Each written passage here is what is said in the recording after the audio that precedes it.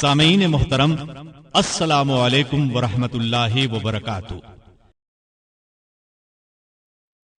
لبیک اللہم لبیک، لبیک لا شریک لک لبیک، ان الحمد والنعمت لک والملک لا شریک لک، لبیک اللہم لبیک، لبیک لا۔ پہلے تو آپ یہ سن لیں کہ حج اسلام کے 5 بنیادی ارکان میں سے ایک رکن ہے۔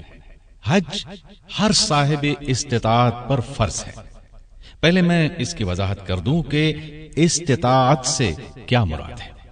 صاحب استطاعت وہ شخص ہے جس کے پاس اپنی حاجت سے زیادہ مال ہو، یعنی اس کے رہنے کے لیے مکان، لباس اور گھر کے اسباب کے علاوہ اتنا مال ہو کہ سواری پر مکہ مکرمہ جائے اور گھر واپس آ سکے۔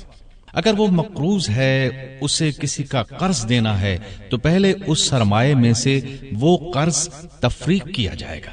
اس کے بعد اگر اتنا سرمایہ بچتا ہے کہ اس کے سفر حج کے اخراجات پورے ہو سکیں اور واپس آنے تک اس کے اہل و عیال کے لیے بھی خرچ موجود ہو، تو ایسا شخص صاحب استطاعت ہے۔ عام طور پر یہ بات بہت مشہور ہے کہ اگر گھر میں غیر شادی شدہ جوان بچی یا بچیاں موجود ہوں تو ایسے آدمی پر حج فرض نہیں جب تک کہ ان کی شادیاں نہ ہو جائیں۔ یہ بات بالکل غلط ہے۔ اور یہ بھی غلط ہے کہ حج پر جانے سے پہلے لڑکی کے جہیز کے لیے سرمایہ الگ کر کے جائے، ایسی کوئی بات بھی نہیں، اس لیے کہ جہیز شرعاً ضروری ہی نہیں۔ اوپر بتائے گئے حساب سے اگر وہ صاحب استطاعت ہے تو اس پر حج فرض ہے۔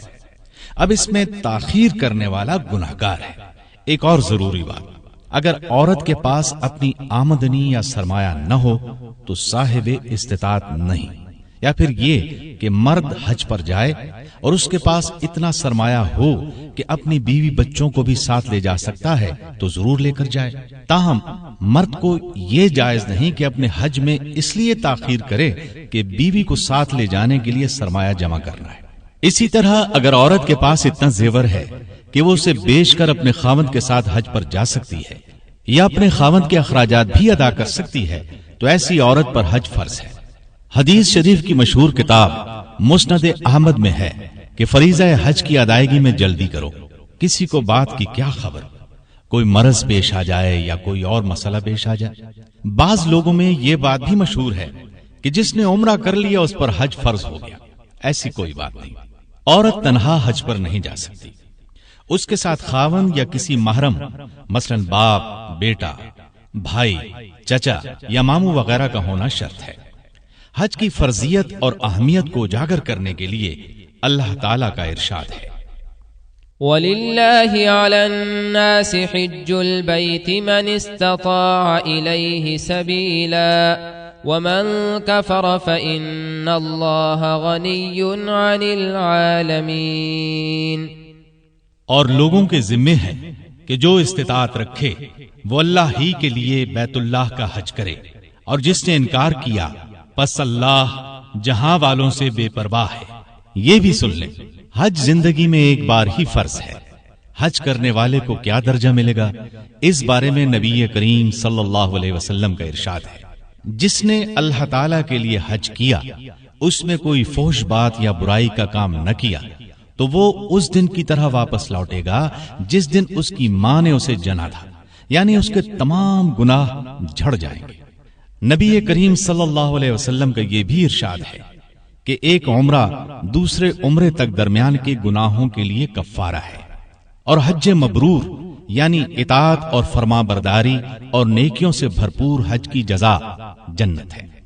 آپ لوگ جو آج یہاں جمع ہوئے ہیں ارکان حج اور مسائل حج سیکھنے کے لیے جمع ہوئے ہیں، اس کا بھی آپ کو بہت اجر ملے گا، اس لیے کہ نبی کریم صلی اللہ علیہ وسلم نے بھی اپنے صحابہ رضی اللہ عنہم سے فرمایا تھا، اے لوگو مجھ سے احکام حج سیکھ لو، ہو سکتا ہے میں اس حج کے بعد حج نہ کر سکوں۔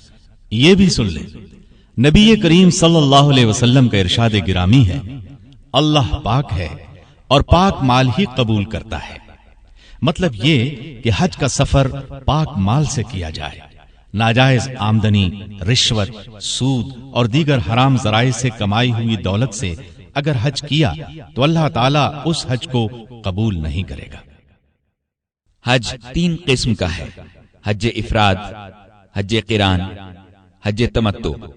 ان تینوں اقسام کی وضاحت سے پہلے یہ بھی سمجھ لیں کہ میقات کیا ہے، کیونکہ ان کی وضاحت کے دوران میقات کا لفظ آئے گا۔ میقات کی 2 قسمیں ہیں: میقات زمانی، میقات مکانی۔ میقات زمانی کا مطلب ہے حج کا وہ زمانہ جس میں احرام باندھا جاتا ہے۔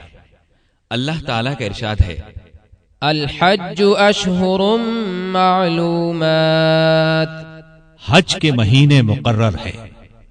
حدیث شریف میں ہے حج کے 3 مہینے ہیں: شوال، ذیقعد اور ذی الحج۔ مطلب یہ کہ حج کا احرام باندھنے کے یہی مہینے ہیں۔ اب رہا میقات مکانی، تو اس کا مطلب ہے وہ مقامات جہاں سے احرام باندھا جاتا ہے، یعنی حج یا عمرہ ادا کرنے والا شخص بغیر احرام ان مقامات سے نہ گزرے۔ وہ مقامات یہ ہیں: ذوالحلیفہ، یہ مقام اہل مدینہ کے لیے ہے۔ مدینے سے تقریباً 6-7 میل کے فاصلے پر ہے اور آج کل بیر علی کے نام سے مشہور ہے۔ اہل مدینہ کے لیے اور جو بھی ذوالحلیفہ سے گزرے اس کے لیے یہ مقام میقات ہے۔ رسول اللہ صلی اللہ علیہ وسلم اور صحابہ کرام رضی اللہ عنہم نے اسی جگہ سے احرام باندھا تھا۔ ذات العرق، یہ اہل عراق کے لیے ہے۔ عراق اور ایران کے لوگوں اور اس جگہ سے گزرنے والے تمام لوگوں کے لیے یہ میقات ہے۔ جحفہ، یہ اہل شام کے لیے ہے۔ یہ عہد نبوی میں یہودیوں کی ایک بستی تھی جو ویران ہو گئی تھی۔ جو لوگ مصر، شام اور مغربی ممالک سے حج و عمرہ کرنے کے لیے آتے ہیں وہ یہاں سے احرام باندھتے ہیں۔ قرن المنازل، یہ اہل نجد کے لیے ہے۔ آج کل یہ بستی السیل کے نام سے مشہور ہے۔ یلملم، یہ اہل یمن کے لیے ہے۔ آج کل اس کا نام السعادیہ ہے۔ پاکستان، بنگلہ دیش، چین اور ہندوستان وغیرہ کے لوگ یا جو بھی یہاں سے گزرے سب اس جگہ سے احرام باندھتے ہیں۔ جو لوگ ہوائی جہاز سے جاتے ہیں وہ جہاز پر سوار ہونے سے قبل ہی احرام کا لباس پہن لیں گے، لیکن احرام کی نیت اور تلبیہ کے الفاظ میقات پہنچنے پر ہی شروع کریں گے۔ یہ مسئلہ بھی سن لیں، ان مقامات پر یا ان سے اندر رہنے والے لوگ اپنی اپنی رہائش گاہ ہی سے احرام باندھتے ہیں۔ مثلا جو لوگ مکے میں رہتے ہیں، چاہے مستقل رہتے ہیں یا عارضی، وہ وہیں سے حج کا احرام باندھیں گے۔ حج کے 4 ارکان ہیں۔ اگر ان میں سے ایک بھی رکن ادا ہونے سے رہ گیا تو حج نہیں ہوگا۔ پہلا رکن احرام باندھنا، دوسرا وقوف عرفہ، تیسرا طواف زیارہ اور چوتھا رکن حج کی سعی ہے۔ حج کے کچھ واجبات ہیں، ان میں سے کسی واجب کے چھوٹ جانے پر دم یعنی قربانی لازم آئے گی۔ حج کے واجبات کی تفصیل یہ ہے: میقات سے احرام باندھنا، غروب آفتاب تک عرفات میں وقوف کرنا، سورج طلوع ہونے سے پہلے تک رات مزدلفہ میں گزارنا، ایام تشریق کی راتیں منا میں گزارنا، جمرات کو کنکریاں مارنا، جمرہ عقبہ کی رمی کے بعد حجامت بنوانا، طواف وداع کرنا۔ جس طرح نماز سے پہلے تکبیر تحریمہ کہہ کر انسان نماز میں داخل ہوتا ہے، اسی طرح حج یا عمرہ کرنے والا احرام کی حالت اختیار کر کے حج یا عمرے میں داخل ہو جاتا ہے۔ احرام کا طریقہ سن لیں۔ نبی کریم صلی اللہ علیہ وسلم کی سنت کے مطابق غسل کریں، تیل کنگھی کر لیں، خوشبو لگا لیں۔ خواتین خوشبو نہیں لگا سکتی۔ احرام باندھنے والے کے لیے مستحب ہے کہ اپنی مونچھیں، ناخن، زیر ناف اور بغل کے بال تراش لیں اور اس طرح کی جو بھی ضرورت ہو پوری کر لیں، تاکہ احرام باندھنے کے بعد حالت احرام میں اس کی ضرورت نہ پڑے۔ تاہم داڑھی نہ منڈوائے، کیونکہ داڑھی کا منڈوانا یا کتروانا کسی وقت بھی جائز نہیں۔ جو خواتین حالت حیض یا نفاس میں ہوں وہ بھی غسل کر کے حالت احرام اختیار کریں گی۔ احرام کی الگ سے کوئی نماز نہیں۔ سنت کے مطابق طریقہ یہ ہے کہ کسی فرض نماز کے بعد احرام باندھ لیں، جیسا کہ اللہ کے رسول صلی اللہ علیہ وسلم نے ذوالحلیفہ میں ظہر کی نماز ادا کی۔ سواری پر سوار ہوئے تو تلبیہ کہا۔ عربی میں احرام کے معنی ہیں بے حرمتی نہ کرنا یا اپنے اوپر کسی چیز کا حرام کر لینا۔ پس احرام کے شرعی معنی یہ ہوئے کہ کچھ چیزیں جو احرام سے پہلے حلال تھیں احرام کے بعد جائز نہیں رہیں گی، مثلاً سلے ہوئے کپڑے پہننا، خوشبو لگانا، ناخن کاٹنا، سر ڈھانپنا، حجامت بنوانا، شکار کھیلنا، وظیفہ زوجیت ادا کرنا وغیرہ پہلے جائز تھا۔ نیت اور تلبیہ کے ساتھ احرام باندھ لینے کے بعد ان چیزوں کو اپنے اوپر لازمی طور پر حرام کر لینا، یہ ہے احرام باندھنے کا مطلب۔ عام طور پر احرام ان دو انسلی چادروں کو کہا جاتا ہے جو حاجی احرام کی حالت میں استعمال کرتا ہے، لیکن خیال رہے یہ دو چادریں بذات خود احرام نہیں ہیں، بلکہ یہ احرام کی چادریں ہیں۔ اگر کسی وجہ سے ایک یا دونوں چادریں ناپاک ہو جائیں تو انہیں اتار کر دھویا جا سکتا ہے۔ بعض لوگ یہ خیال کرتے ہیں کہ ایک بار احرام باندھ لیا تو اب اسے کھول نہیں سکتے، یہ غلط ہے۔ یہ چادر اتار دینے یا بدل دینے سے آدمی احرام سے نکل نہیں جائے گا۔ آپ عمرہ یا حج کے احرام سے اسی وقت نکل سکتے ہیں جب عمرہ یا حج کے سارے ارکان ادا کر کے حجامت بنوا لیں گے۔ احرام کی ایک چادر تہبند کی طرح نیچے باندھتے ہیں، دوسری اوپر اوڑھتے ہیں، سر اور منہ کھلا رکھتے ہیں۔ مردوں کی طرح عورت کے لیے احرام کا کوئی مخصوص لباس نہیں ہے۔ عورت روز مرہ کے سلے ہوئے کپڑے ہی پہنے رہے گی، چاہے وہ رنگین ہی کیوں نہ ہو۔ اسی طرح اس کے لیے پردہ بھی ضروری ہے۔ البتہ حالت احرام میں جب تک مردوں کا سامنا نہ ہو وہ چہرے پر نقاب نہ ڈالے۔ مردوں کے سامنے آنے پر اس کے لیے ضروری ہے کہ وہ چہرہ ڈھانک لے۔ مرد تلبیہ بلند آواز سے اور عورت بہت آہستہ آواز سے کہے۔ احرام کی نیت دل میں تو کی ہوئی ہے، لیکن اس کے لیے زبان سے الفاظ ادا کرنا بھی ضروری ہے۔ حج اور عمرہ یہ واحد عبادت ہے جس کے لیے نیت کے الفاظ زبان سے ادا کرنا ضروری ہے۔ چنانچہ عمرے کا احرام باندھتے وقت کہا جائے گا لبیک عمرہ یا اللہم لبیک عمرہ، اور حج کی نیت ہے تو یہ الفاظ زبان سے ادا کریں، لبیک حجا یا اللہم لبیک حجا۔ مرد اور عورت دونوں کے لیے نیت کے الفاظ یہی ہیں۔ اگر حج اور عمرے کا اکٹھا احرام ہے تو کہیں گے لبیک عمرۃ وحجا یا اللہم لبیک حجۃ وعمرہ۔ خیال رہے حاجی خانہ کعبہ میں پہنچ کر سب سے پہلے طواف کرے گا۔ طواف شروع کرنے سے پہلے حاجی لبیک کہنا بند کر دے۔ پہلے حجر اسود کے سامنے آئے، اس کو بسم اللہ اللہ اکبر کہہ کر بوسہ دے۔ بوسہ دینا مشکل ہو تو داہنے ہاتھ یا چھڑی سے اسے چھوئے، پھر اپنی چھڑی یا ہاتھ کو بوسہ دے۔ اس طرح بھی مشکل ہو تو بسم اللہ اللہ اکبر کہہ کر اشارہ ہی کر لے، لیکن جس چیز سے اشارہ کرے اسے بوسہ نہ دے۔ اور بیت اللہ کو طواف کی حالت میں اپنی بائیں جانب رکھے اور پھر 7 چکر طواف کے پورے کرے۔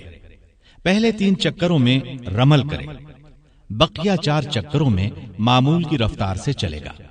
ہر چکر حجر اسود کے سامنے سے شروع کر کے اسی پر ختم کرے گا۔ طواف کے دوران حجر اسود سے پہلے رکن یمانی آتا ہے۔ جب رکن یمانی کے سامنے آئے تو اپنے دائیں ہاتھ سے اسے چھوئے، لیکن اسے بوسہ نہ دے اور نہ ہاتھ کو بوسہ دے۔ اگر رکن یمانی کو چھونا ممکن نہ ہو تو چھوڑ کر طواف کرتا رہے۔ رکن یمانی کی طرف نہ اشارہ کرے نہ اس کے سامنے آ کر اللہ اکبر کہے۔ نبی کریم صلی اللہ علیہ وسلم رکن یمانی اور حجر اسود کے درمیان آتے تو یہ دعا پڑھتے، ربنا آتنا فی الدنیا حسنہ وفی الآخرۃ حسنہ وقنا عذاب النار۔ اے ہمارے رب، ہمیں دنیا و آخرت میں بھلائی عطا کر اور ہمیں جہنم کے عذاب سے بچا۔ علاوہ ازیں اس پورے طواف میں استباء کرے گا۔ استباء صرف اس پہلے طواف ہی میں کرے گا، بعد کے کسی طواف میں ایسا نہیں کرے گا۔ استوا اور رمل مردوں کے لیے خاص ہے، عورتوں کے لیے نہیں ہے۔ اگر طواف کے چکروں میں شک پڑ جائے، مثلا 3 کیے ہیں یا 4، تو ان کو 3 ہی سمجھے اور اس کے مطابق باقی چکر پورے کرے۔ طواف سے فارغ ہو جائے تو مقام ابراہیم کے پیچھے یا جہاں جگہ ملے 2 رکعت نماز ادا کرے۔ محمد اقبال صاحب، اب کسی قدر الجھن محسوس ہو رہی ہے۔ آپ نے کئی نئے الفاظ بولے ہیں لیکن ان کی وضاحت نہیں فرمائی۔ عرض کرتا ہوں، اس وقت صرف طریقے کی وضاحت کی ہے، ان تمام اصطلاحات کی وضاحت ساتھ ساتھ کی جائے گی۔ یہاں آپ رمل اور استوا کا مطلب سمجھ لیں۔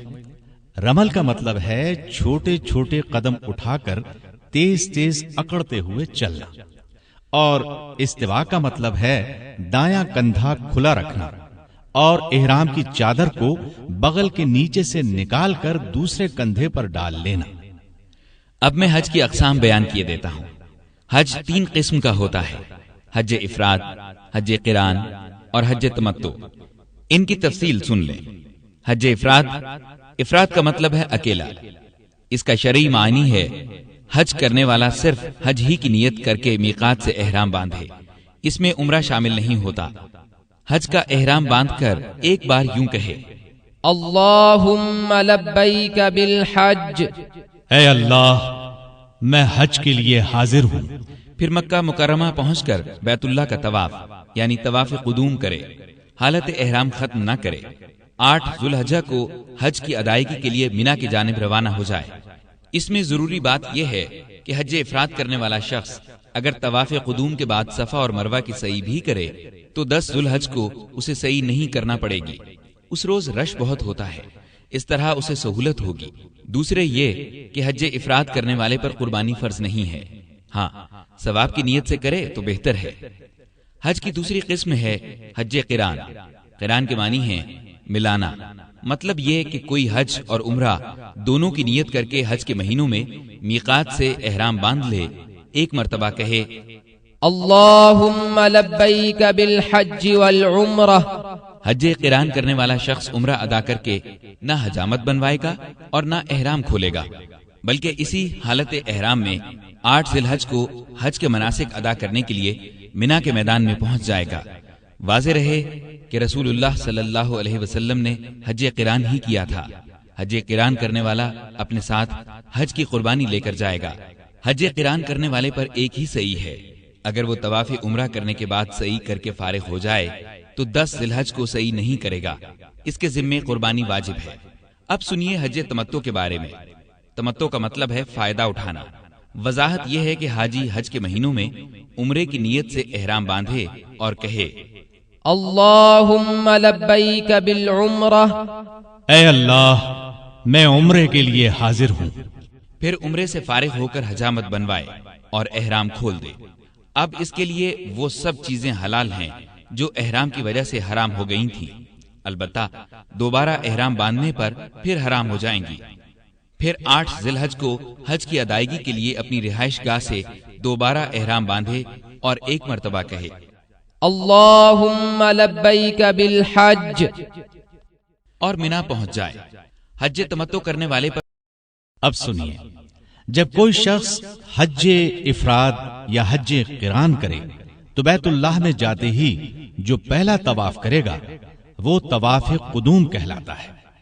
واضح رہے کہ نبی اکرم صلی اللہ علیہ وسلم نے حج قران کیا تھا، اس لیے آپ کا پہلا طواف قدوم تھا۔ اگر کوئی شخص ایسے وقت مکہ مکرمہ پہنچے کہ طواف قدوم کرنے کی وجہ سے وقوف عرفات فوت ہو جانے کا اندیشہ ہو تو اسے طواف قدوم کیے بغیر عرفات پہنچ جانا چاہیے۔ اس پر کوئی قربانی یعنی دم لازم نہیں آئے گا۔ وقوف عرفات کا مطلب ہے عرفات میں ٹھہرنا۔ 9 ذوالحج کو زوال آفتاب سے غروب آفتاب تک میدان عرفات کے کسی حصے میں قیام کرنا وقوف عرفات کہلاتا ہے۔ یہی وقوف حج کا سب سے بڑا رکن ہے، اس کے بغیر حج نہیں ہوتا۔ 9 ذوالحج کو طلوع آفتاب کے بعد عرفات کی طرف روانہ ہوتے ہیں۔ طلوع آفتاب سے پہلے عرفات کی طرف روانہ ہونا سنت کے خلاف ہے۔ وقوف عرفات میں صرف ایک چیز واجب ہے، اور وہ یہ کہ جو شخص زوال آفتاب کے بعد اور غروب آفتاب سے پہلے تک وقوف کرے اس کے لیے غروب آفتاب تک رہنا واجب ہے، یعنی غروب آفتاب حاجی کے وہاں ہوتے ہوئے ہو جائے۔ لیکن جو شخص 9 ذو الحج کو دن میں حاضر نہ ہو سکے اور 10ویں کی رات میں آ کر وقوف کرے تو تھوڑے سے وقت تک ٹھہرے رہنے سے یہ واجب ادا ہو جائے گا۔ میدان عرفات کے ایک طرف مسجد نمیرہ ہے، اس کا کچھ حصہ میدان عرفات میں اور کچھ میدان سے باہر ہے، اس لیے حجاج کو چاہیے کہ وہ مسجد کے بجائے میدان میں ٹھہرے، ورنہ حج ضائع ہو جائے گا۔ بہتر یہ ہے کہ زوال شمس تک مقام نمیرہ میں ٹھہرے۔ زوال کے بعد امام خطبہ دے گا اور اول وقت میں ظہر اور عصر کی نماز پڑھائے گا۔ یہ نماز قصر یعنی دوگانہ ہوگی اور جمع کر کے پڑھی جائے گی، یعنی ظہر کے وقت 2 رکعت ظہر کی اور 2 رکعت عصر کی۔ اس کے بعد لوگ میدان میں پھیل جائیں اور کثرت سے اللہ کا ذکر کریں اور خوب دعائیں مانگیں۔ سیدہ عائشہ رضی اللہ عنہا فرماتی ہیں کہ نبی کریم صلی اللہ علیہ وسلم نے فرمایا، عرفہ کے علاوہ کوئی دن ایسا نہیں کہ جس میں اللہ تعالی کثرت سے بندوں کو جہنم کی آگ سے آزاد کرتا ہو۔ اللہ اس روز اپنے بندوں کے بہت قریب ہوتا ہے اور فرشتوں کے سامنے ان حاجیوں کی وجہ سے فخر کرتا ہے۔ میدان عرفات میں قبلہ رخ ہو کر ہاتھ اٹھا کر دعائیں کرنی چاہیے۔ تھک جانے کی صورت میں لیٹ سکتے ہیں، سونے سے گریز کریں۔ اگرچہ سو جانے سے کچھ حرج نہیں ہوگا، لیکن وقت بہت قیمتی ہے، یہ مقام اور موقع بار بار میسر نہیں آتے۔ سورج غروب ہونے کے بعد عرفات سے مزدلفہ کی طرف روانہ ہونا ہے۔ یاد رہے، سورج غروب ہونے سے پہلے ہرگز روانہ نہ ہو، تلبیہ پڑھتے رہے، مزدلفہ پہنچ کر جہاں جگہ ملے قیام کریں۔ سب سے پہلے اذان اور اقامت کہہ کر مغرب کی نماز ادا کی جائے، پھر اس کے بعد ساتھ ہی دوبارہ صرف اقامت کہہ کر عشاء کی قصر نماز ادا کی جائے، اس کے بعد سو جائیں۔ مزدلفہ میں صبح فجر کی نماز ادا کریں، دعا کریں، ذکر اذکار کریں، پھر جب صبح خوب روشن ہو جائے تو سورج نکلنے سے پہلے پہلے وہاں سے روانہ ہو جائیں۔ البتہ عورتیں اور بچے ہجوم کی وجہ سے آدھی رات کے وقت روانہ ہو جائیں تو ان کے لیے جائز ہے۔ کمزور، بوڑھے اور بیمار بھی اس سہولت سے فائدہ اٹھا سکتے ہیں۔ 10 ذو الحج کو حاجی کے ذمے 4 اعمال ہوتے ہیں: جمرہ کبریٰ کو کنکریاں مارنا، قارن اور متمتع کا قربانی کرنا، سر کے بال منڈوانا یا کٹوانا اور بیت اللہ کا طواف کرنا۔ جمرات کو جو کنکریاں ماری جاتی ہیں وہ مزدلفہ سے اٹھانا ضروری نہیں، جہاں سے چاہیں اٹھا لیں، البتہ جمرات کو ماری ہوئی کنکریاں نہ اٹھائیں۔ کنکریاں چنے سے قدرے بڑی ہوں۔ مزدلفہ کے اس میدان میں ایک پہاڑی ہے، اس کا نام مشعر الحرام ہے۔ اس پر پہنچے تو قبلہ رخ ہو کر ذکر اور دعا میں مشغول ہو جائیں۔ ایک مقام وادی محصر ہے، یہ مزدلفہ سے منا جاتے ہوئے راستے میں آتی ہے۔ اس مقام سے تیزی سے گزرنا ضروری ہے۔ یہ وہ مقام ہے جہاں ابرہا کا لشکر ہاتھیوں سمیت ابابیلوں کے ذریعے اللہ تعالی نے تباہ کیا تھا۔ 10 ذی الحج کو آپ ترتیب سے 4 اہم کام کریں گے۔ اسے یوم النحر بھی کہا جاتا ہے۔ اگر حاجی مفرد ہے تو اس کے ذمے 3 کام ہوں گے، کیونکہ اس کے ذمے قربانی نہیں ہے۔ پہلا کام جمرہ عقبہ کو کنکریاں مارنا، اور اس دن صرف اسی ایک بڑے جمرہ کو کنکریاں مارنا ہے، دوسرے جمرات کو نہیں۔ سورج طلوع ہونے سے زوال کے وقت تک کنکریاں ماری جاتی ہیں، یہ عمل واجب ہے۔ نبی صلی اللہ علیہ وسلم نے کنکریاں مارتے ہوئے فرمایا تھا، مجھ سے حج کے احکام سیکھ لو۔ کنکریاں مارنے کا یہ وقت افضل ہے، تاہم کوئی شخص زوال شمس کے بعد حتیٰ کہ رات کو بھی کنکریاں مارے تو کوئی حرج نہیں۔ کنکریاں مارنے کا سنت طریقہ یہ ہے کہ منہ جمرہ عقبہ کی طرف، بیت اللہ بائیں جانب اور منا دائیں جانب ہو، پھر اللہ اکبر کہہ کر دائیں ہاتھ سے ایک ایک کر کے 7 کنکریاں ماری جائیں۔ کوئی عذر ہو یعنی کمزوری، بیماری، بڑھاپا وغیرہ تو کنکریاں مارنے کے لیے کسی کو اپنا نائب بنا سکتے ہیں۔ عذر کی صورت میں عورتوں کی کنکریاں بھی ان کے خاوند وغیرہ مار سکتے ہیں، البتہ صحیح سلامت اور ٹھیک ٹھاک ہونے کی صورت میں عورت خود ہی رمی کرے، کنکریاں مارنے سے پہلے تلبیہ بند کر دے۔ کنکریاں مارنے کے بعد قربانی کرتے ہیں، لیکن حج افراد والوں پر قربانی لازم نہیں، اگر کر لے تو اجر و ثواب کا مستحق ہوگا۔ حج قران اور حج تمتع کرنے والوں پر یہ قربانی واجب ہے۔ قربانی مینا میں یا مکے میں یعنی حدود حرم میں کسی جگہ بھی کر سکتے ہیں۔ اگر کسی پر دم لازم آتا ہے تو وہ بھی حرم کی حدود میں ہی دینا ہوگا۔ اگر 10 ذی الحج کو قربانی نہیں کر سکے تو قربانی کے باقی دنوں میں کر سکتے ہیں۔ کوئی شخص طاقت کے مطابق 1 سے زائد قربانیاں کرنا چاہے تو کر سکتا ہے، یہ نبی صلی اللہ علیہ وسلم کی سنت ہے۔ قربانی کا جانور کسی دوسرے سے بھی ذبح کروایا جا سکتا ہے۔ نبی اکرم صلی اللہ علیہ وسلم نے خود بھی اونٹ ذبح فرمائے اور کچھ سیدنا علی رضی اللہ عنہ سے ذبح کروائے۔ حج کی قربانی کے جانور کی وہی شرائط ہیں جو عید الاضحیٰ کی قربانی کے لیے ہیں۔ اپنے جانور کا گوشت خود کھانا مسنون ہے۔ یاد رہے کہ حج تمتع اور قران کرنے والے ہر فرد، خواہ وہ مرد ہو خواہ عورتیں اور بچے ہی کیوں نہ ہوں، ان کی طرف سے ایک ایک قربانی دینا ہوگی۔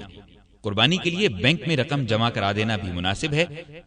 اس کا اہتمام سعودی حکومت نے کر رکھا ہے اور علماء کرام نے اسے جائز قرار دیا ہے۔ قربانی کے بعد آپ بال منڈوائیں گے، منڈوانے کے بجائے کتروانا چاہیں تو یہ بھی درست ہے۔ رسول اللہ صلی اللہ علیہ وسلم نے منڈوانے والوں کے لیے 3 مرتبہ رحمت کی دعا فرمائی ہے، جبکہ کاٹنے والوں کے لیے 1 مرتبہ، یعنی کٹوانے سے منڈوانا افضل ہے۔ عورت اپنے بالوں کے اخیر سے چند پوروں کے برابر ہی بال کاٹے گی۔ قربانی کرنے اور حجامت کروانے کے بعد احرام اتار دیں۔ اب احرام کی تمام پابندیاں ختم ہو گئیں، لیکن بیوی کے قریب اب بھی جانا منع ہے۔ 10 ذی الحج کا آخری کام طواف زیارت ہے۔ اسے طواف افاضہ بھی کہتے ہیں۔ یہ طواف حج کا بڑا رکن ہے۔ اس طواف میں احرام کی ضرورت نہیں۔ حجاج اگر اس روز طواف نہ کر سکیں تو بعد میں کر سکتے ہیں۔ طواف زیارت کے بعد بیوی بھی آپ کے لیے حلال ہے۔ اگر کسی نے طواف زیارت نہیں کیا تو بیوی کے پاس نہیں جا سکتا۔ طواف زیارت کے بعد اگر آپ کا حج تمتع ہے تو آپ سعی بھی کریں گے، البتہ مفرد اور قارن کے لیے یہ سعی ضروری نہیں۔ ان کے لیے پہلی سعی ہی کافی ہے۔ تاخیر سے پہنچنے کی صورت میں اگر سیدھا مینا یا عرفات میں آ کر شریک ہوا تھا تو اس صورت میں اس نے طواف قدوم نہیں کیا تھا، لہذا اسے حج کی سعی طواف زیارت کے بعد کرنا ہوگی۔ اب طواف اور سعی کے بعد حاجی پوری طرح حلال ہو جائے گا، یعنی بیوی بھی اس کے لیے حلال ہو جائے گی۔ اس کے بعد حاجی مینا واپس آ جائیں گے اور 11، 12 اور 13 ذی الحج تینوں دن تینوں جمرات کو کنکریاں ماریں گے۔ پہلے اس جمرے کو کنکریاں ماریں جو مسجد خیف کے قریب ہے، پھر دوسرے اور پھر تیسرے کو، دوسرے دن بھی اسی ترتیب سے۔ ہر ایک کو 7 کنکریاں ماریں، تاہم تیسرے دن ضروری نہیں۔ 2 دن کنکریاں مار کر جو آنا چاہیں وہ واپس آ سکتے ہیں، البتہ یہ ضروری ہے کہ سورج غروب ہونے سے پہلے مینا سے نکل آئیں۔ اگر وہاں سورج غروب ہو گیا تو پھر وہاں رات گزارنا ہوگی اور تیسرے دن کنکریاں مارنا بھی افضل ہوگا۔ یہ تینوں دن ایام تشریق کہلاتے ہیں۔ یہ کھانے پینے اور اللہ کا ذکر کرنے کے دن ہیں۔ اپنے جانور کی قربانی کا گوشت کھائیں اور خوب اللہ کا ذکر کریں۔ 11 اور 12 کی راتیں مینا میں گزارنا واجب ہیں، تاہم دن کے وقت کوئی ضرورت پیش آئے تو وہاں سے نکل بھی سکتے ہیں۔ 2 یا 3 دن کی رمی کے بعد اب آپ کا حج مکمل ہو گیا، لیکن مکہ مکرمہ سے رخصت سے پہلے طواف وداع کرنا ضروری ہے، یعنی الوداعی طواف۔ رخصت ہونے سے پہلے آخری کام یہی ہے۔ البتہ جو عورت حائضہ ہو اس کے لیے طواف وداع ضروری نہیں، بشرطے کہ وہ طواف زیارت کر چکی ہو۔ اب آپ حج سے فارغ ہیں۔ محترم حضرات، ابھی آپ نے عمرہ اور حج کے مختصر مسائل سن لیے۔ اب محترم محمد اقبال صاحب آپ کو تفصیلاً طواف اور سعی کے احکام بتائیں گے۔ اب میں آپ کو پہلے طواف کا طریقہ بتاتا ہوں۔ پہلا طواف طواف قدوم کہلاتا ہے۔ اس کے معنی آنے کا طواف یعنی ابتدائی طواف کے ہیں۔ حاجی حج افراد کرنے والا ہو یا قران یا تمتع، سب خانہ کعبہ پہنچنے پر پہلے طواف ہی کرتے ہیں۔ کسی فرض نماز کا وقت ہو تو پہلے باجماعت نماز ادا کر لیں، اگر فرض نماز کا وقت نہیں ہے تو طواف شروع کر دیں۔ یہ طواف مسنون ہے، فرض یا واجب نہیں ہے۔ اگر کوئی شخص تاخیر سے پہنچتا ہے یعنی 8 یا 9 ذوالحج کو تو وہ سیدھا منا جائے گا، یعنی طواف قدوم نہیں کرے گا۔ طواف کیسے شروع کیا جائے سنیں۔ طواف کی ابتدا حجر اسود کو بوسہ دینے یا ہاتھ لگانے یا ہاتھ سے اشارہ کرنے سے کی جائے۔ حجر اسود کے بارے میں تو آپ جانتے ہی ہوں گے، سیاہ رنگ کا پتھر خانہ کعبہ میں نصب ہے۔ یہ پتھر جنت سے آیا تھا اور شروع میں سفید رنگ کا تھا۔ اسے چومنے سے گناہ معاف ہو جاتے ہیں۔ رسول کریم صلی اللہ علیہ وسلم نے فرمایا، حجر اسود سفید تھا، اسے بنی آدم کی خطاؤں نے کالا کر دیا۔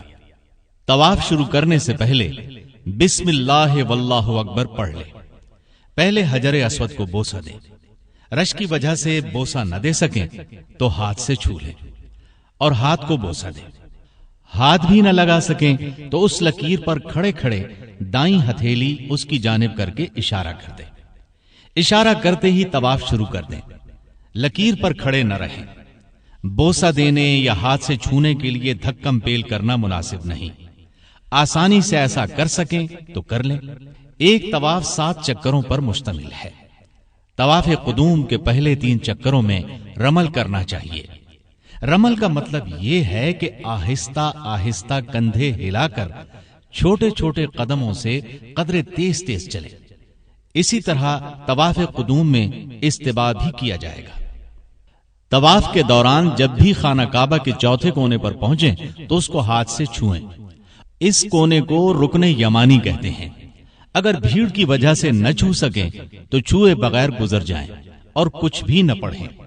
رکن یمانی سے لے کر حجر اسود تک یہ کلمات پڑھیں۔ ربنا آتنا في الدنيا حسنة وفي الآخرة حسنة وقنا عذاب النار۔ اے ہمارے رب، ہمیں دنیا میں بھی اور آخرت میں بھی بھلائی عطا فرما اور ہمیں جہنم کے عذاب سے بچا۔ یہ بھی خیال رہے کہ 7 چکر حتیم کے باہر سے لگائے، اس لیے کہ حتیم خانہ کعبہ کا حصہ ہے، حتیم کے اندر سے نہیں گزرنا چاہیے۔ یہ بیت اللہ کا وہ حصہ ہے جس پر چھت نہیں ہے۔ طواف کے ہر چکر پر حجر اسود کا استلام کیا جائے گا۔ طواف کی دعا کے ساتھ ساتھ درود شریف بھی پڑھتے رہیں، اس لیے کہ درود شریف افضل عبادت ہے۔ طواف کے دوران دعا کے انداز میں ہاتھ نہ اٹھائیں، نہ نماز کی طرح ہاتھ باندھیں۔ طواف قدوم ختم کر کے کندھا ڈھانک لیں۔ نماز کے دوران بھی دونوں کندھے ڈھکے ہوئے ہونے چاہیے۔ پہلے تو یہ معلوم ہونا چاہیے کہ کندھا طواف قدوم شروع کرتے ہوئے ننگا کرنا چاہیے۔ دوسرا یہ کہ نماز میں ہرگز کندھا ننگا نہیں ہونا چاہیے، بلکہ اس قدر احتیاط کی ضرورت ہے کہ طواف قدوم کے درمیان بھی اگر کندھا ننگا ہو اور فرض نماز کا وقت ہو جائے تو نماز کے لیے کندھا ڈھانپ لیں اور نماز سے فارغ ہو کر دوبارہ دایاں کندھا ننگا کر کے طواف قدوم مکمل کریں۔ حجر اسود اور کعبہ کے دروازے کے درمیان 1.5 گز کے قریب بیت اللہ شریف کی دیوار کا جو حصہ ہے یہ ملتزم کہلاتا ہے۔ طواف کے بعد ملتزم سے لپٹ کر دعا مانگنا مستحب ہے۔ یہ دعا قبول ہونے کا مقام ہے۔ اس مقام سے رسول اللہ صلی اللہ علیہ وسلم اس طرح لپٹ جاتے تھے جس طرح بچہ ماں کے سینے سے لپٹ جاتا ہے۔ طواف سے فارغ ہو کر موقع ملے تو اسے لپٹ جائے، اپنا سر، سینہ، پیٹ اس سے لگا دیں، دونوں ہاتھوں کو سیدھا اوپر اٹھا کر لمبا پھیلا کر اس سے لگا دیں اور اپنا منہ یا رخسار اس پر رکھیں اور خوب رو رو کر دعائیں مانگیں، جو دل میں آئے مانگیں، لیکن یاد رہے ظلم اور قطع رحمی کی دعا نہ کریں۔ طواف کے بعد مقام ابراہیم کو بیت اللہ اور اپنے درمیان رکھ کر 2 رکعت نماز ادا کریں. یہ طواف کی نماز ہے. طواف کی 2 رکعت میں سے پہلی رکعت میں سورہ فاتحہ پڑھنے کے بعد سورۃ الکافرون اور دوسری رکعت میں سورۃ الفاتحہ کے بعد سورہ اخلاص پڑھنا مسنون ہے. آپ جب بھی طواف کریں ہر طواف کے بعد یہ 2 رکعت ادا کریں. حج اور عمرے کے طواف کے علاوہ بھی ہم نفلی طواف کریں گے. جتنے زیادہ سے زیادہ طواف ہم کر سکیں بہتر ہے، اس لیے کہ یہ ایسی عبادت ہے جو اپنے وطن میں آپ کو میسر نہیں. لہذا ان کے علاوہ ہم جتنے طواف کریں گے وہ نفلی ہوں گے. مقام ابراہیم پر 2 رکعت پڑھ کر آپ زمزم کے کنویں پر چلے جائیں اور زمزم پئیں. سیر ہو کر پئیں. کچھ پانی سر پر بھی ڈال لیں، اس لیے کہ نبی کریم صلی اللہ علیہ وسلم نے ایسا ہی کیا تھا. اب باری آتی ہے سعی کی. صفا اور مروہ کی سعی کرنا. صفا اور مروہ 2 پہاڑیاں ہیں. مسجد حرام کی توسیع کے بعد اب یہ مسجد حرام میں شامل ہیں. یہ دونوں اللہ تعالیٰ کی نشانیوں میں سے ہیں.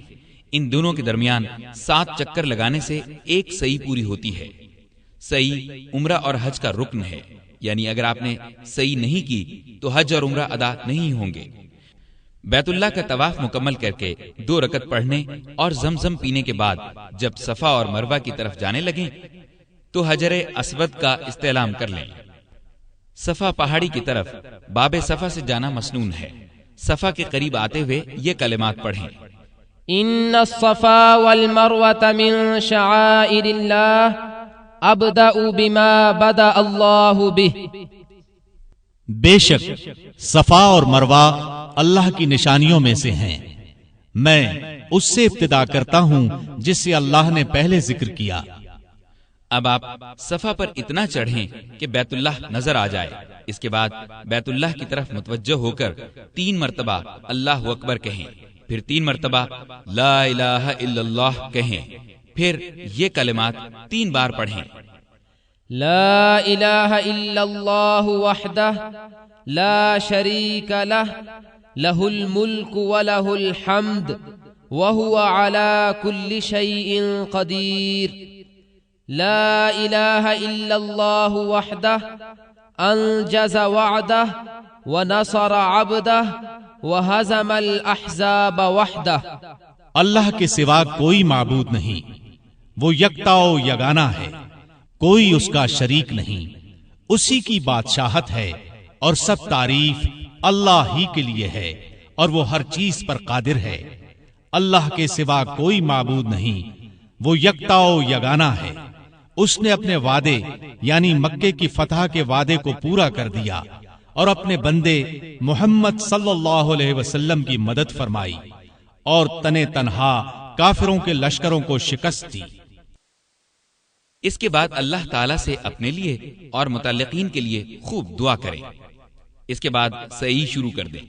دائیں راستے سے مروہ کی طرف روانہ ہوں اور جب سبز رنگ کے ستونوں کے پاس پہنچیں تو ہلکے انداز میں دوڑنا شروع کر دیں. جو بیمار ہوں، بوڑھے ہوں، ان کے لیے سبز ستونوں کے درمیان نہ دوڑنے میں کوئی حرج نہیں. عورتوں کے لیے سبز ستونوں کے درمیان دوڑنا منع ہے، وہ عام رفتار سے ہی صحیح کریں. ہر چکر میں خوب اہتمام کے ساتھ ذکر کرتے رہیں، دعا مانگتے رہیں. اس طرح چلتے چلتے آپ مروہ پر پہنچ جائیں گے. مروہ پہنچ کر قبلہ رخ ہو کر جو دعا صفا میں کی تھی وہی دعا 3 بار یہاں بھی کریں. واضح رہے کہ یہ دعا ہر چکر میں کرنی ضروری ہے، یعنی صفا میں بھی اور مروہ میں بھی. دعا میں گڑ گڑائیں اور خوب رقت آمیز انداز اختیار کریں. یہ انداز اللہ تعالیٰ کو بے حد پسند ہے. اس کے بعد یہاں سے پھر صفا کی طرف چلیں. جب مروہ سے صفا کی طرف چلتے ہوئے پھر سبز ستون آئیں تو درمیانی چال سے دوڑیں. مطلب یہ کہ ہر چکر میں اس طرف سے بھی اور اس طرف سے بھی سبز ستونوں کے درمیان والی جگہ دوڑ کر عبور کریں. صفا سے مروہ تک ایک چکر پورا ہوتا ہے اور مروہ سے صفا تک دوسرا چکر. اس طرح 7واں چکر مروہ پر ختم ہوگا. حیض اور نفاس والی عورت کا صحیح کرنا جائز نہیں. صحیح کے لیے وضو شرط نہیں، تاہم با وضو صحیح کرنا بہتر ہے. دوران صحیح وضو ٹوٹ جائے تو دوبارہ وضو کرنے کی ضرورت نہیں۔ آپ صحیح کر رہے ہیں اور جماعت کھڑی ہو جائے تو صحیح چھوڑ دیں، نماز سے فارغ ہو کر صحیح وہیں سے شروع کر لیں جہاں سے آپ نے چھوڑی تھی۔ محترم حضرات، حج اور عمرے کی بنیادی معلومات، احرام، میقات، طواف، سعی وغیرہ کے احکام اور مسائل آپ نے سن لی۔ امید ہے